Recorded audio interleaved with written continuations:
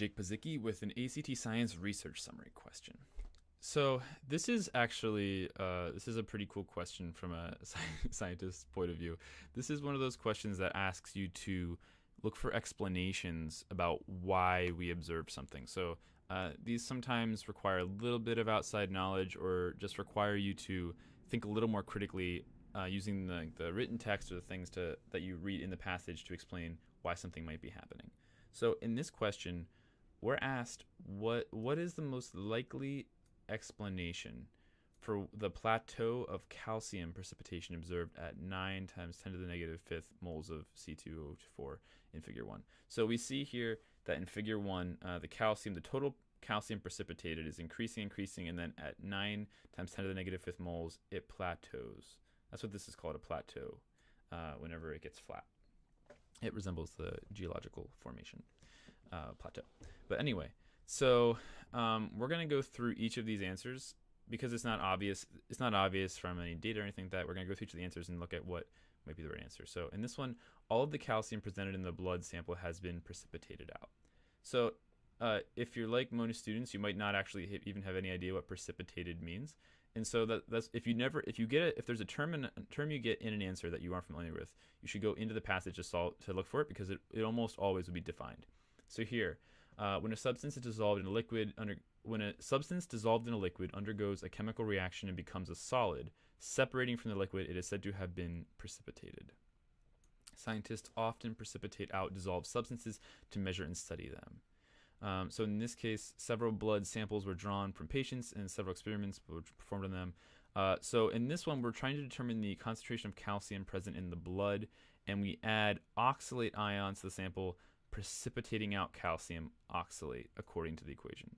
Okay, so we have, and then it says even just a little bit further, the calcium was chemically separated out from the calcium. Okay, so yeah, so basically what ends up happening is that we have we have these blood samples, and we are putting in calcium oxalate to precipitate out calcium. So we're going to we're putting in some chemicals to precipitate out this calcium, because all the calcium that's in the blood we're trying to extract. We're trying to see how much calcium's in the blood by precipitating it out, which means it's dissolved in the blood, and then once we add chemicals, it'll come out as a solid. So that's what we saw. We can only understand that if you know it from previously, or if you look in the passage to understand what's going on. And so if you don't understand, don't freak out, just look into the passage, and it should explain what's going on. So here, what we see what's happening is, like, we had the blood samples, and we're adding calcium, we're adding oxalate ions. So we're adding oxalate ions, and we're adding them, and calcium's precipitating out, and it's coming out, and then it just stops. No more calcium is precipitated. And so all of the calcium present in the blood has been precipitated out. That could be possible. It could be possible that we just got all the calcium out. There's no more left to be precipitated.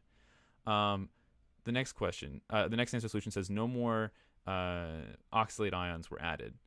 And we see that they keep adding oxalate ions on here. We go all the way from 9 to 12 to 15 to 18 to 21 times 10 to the negative fifth moles. And we keep adding oxalate ions, but no more precipitates coming out. So that is not the answer, because we can see here that we did, in fact, add those. The added oxalate ions stopped reacting with the calcium in the blood. I guess that is possible. We can't deny that. We can't throw that out. So that's possible. And both A and B could be correct. Well, we know that B is not correct, so that's eliminated. So we're in between A and C. And so this is tricky, because you could argue that either of these, if you have no knowledge of how precipitation works, you could argue either way on this. If you have knowledge of this, you should know that it's likely that this did not stop reacting. But if you have no knowledge, it can be tricky to guess between these two. But if you're stuck in a situation where you don't know what to do and you have to guess, look for what has the most support from the passage. So in this case, we're doing an experiment to see how much calcium is in the blood. The point of the experiment is to see how much calcium is in the blood, to precipitate out all the calcium and then measure that. So there is more evidence in the passage to support answer choice A, because that's the point of what we're doing. It doesn't say anything about factors that would stop these oxalate ions from reacting with the calcium in the blood. There's no evidence in the passage to support that. And so even though we could guess either way if we had no knowledge of this, A is obviously the better answer if we think about it critically. So think about it critically. You can totally do it. Don't be scared by all of this. And the answer choice is